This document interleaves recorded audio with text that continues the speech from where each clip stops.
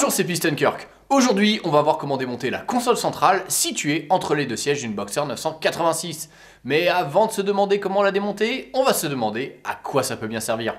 En premier lieu, ça peut être utile pour repeindre la console centrale couleur carrosserie. Mais avant de crier au scandale en disant « Ah mais ça fait tuning !»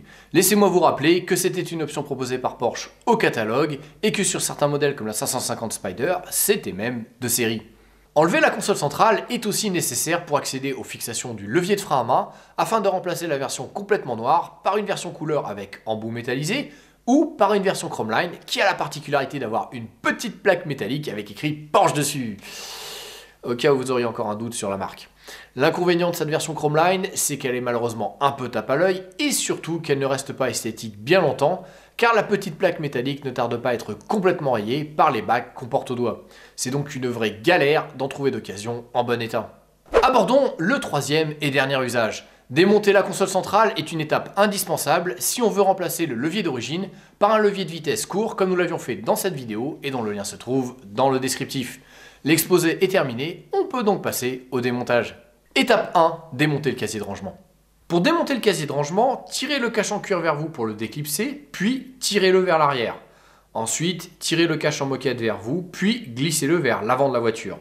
À présent, on peut voir les deux vis qu'il va falloir retirer. Mais avant de les dévisser, si votre Boxer 986 a les commandes de clim en bas, pensez à les débrancher par l'arrière.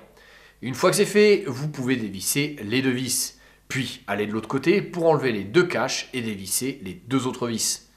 Il faut retirer le casier de rangement par l'avant, mais pour faciliter son extraction, il vaut mieux penser d'abord à repousser le levier de vitesse vers l'arrière. Étape 2, démonter le pommeau du levier de vitesse. Pour retirer le pommeau du levier de vitesse, agrippez la base avec les doigts par l'arrière, puis tirez pour la déclipser. Si vous avez du mal, vous pouvez aussi utiliser un outil de déclipsage qui va vous faciliter les choses. Tirez légèrement le cuir vers le haut pour soulever un peu la base et passez l'outil. Puis tournez-le pour déclipser. Enfin, tirez la base vers l'arrière pour la déloger, puis la remonter. Pour les pommeaux standards, il suffit de tirer vers le haut avec force pour les déboîter. Si ça résiste trop, un petit coup de sèche-cheveux pour dilater le plastique peut faciliter l'extraction du pommeau. Si vous avez un levier Chromeline, il faudra d'abord desserrer une petite vis située à la base du pommeau avant de chercher à l'enlever.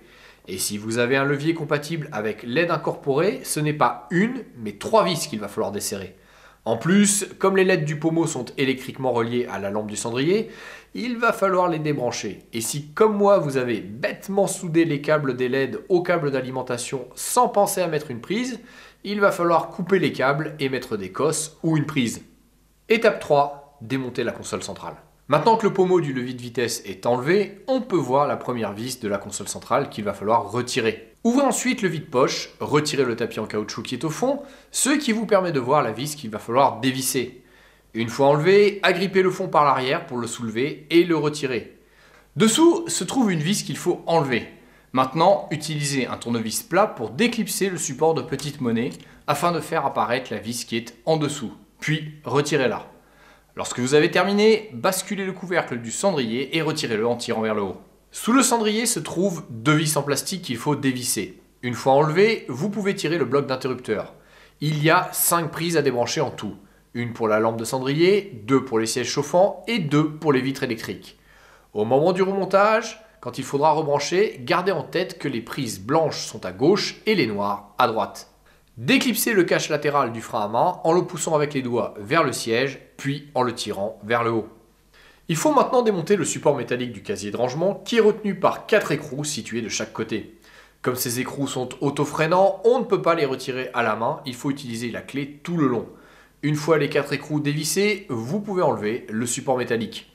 Plus rien ne retient la console centrale. Vous pouvez la retirer en levant d'abord l'arrière, puis en la poussant vers l'avant.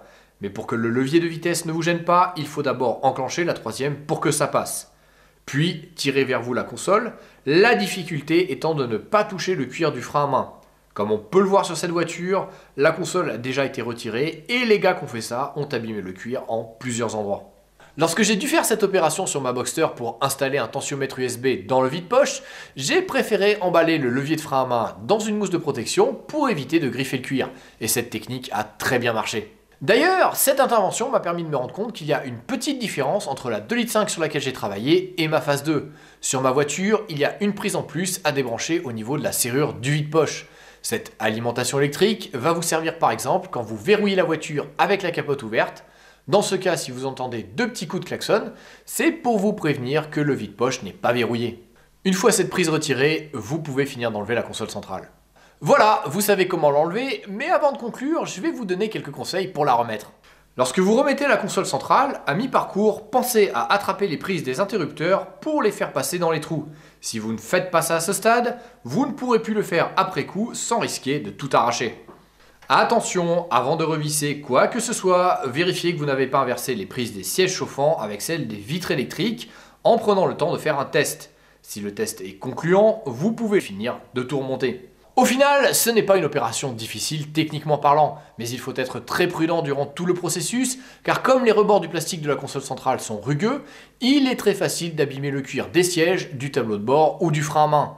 Alors ne vous précipitez pas et n'hésitez pas à protéger toutes les zones à risque. Allez, à la prochaine!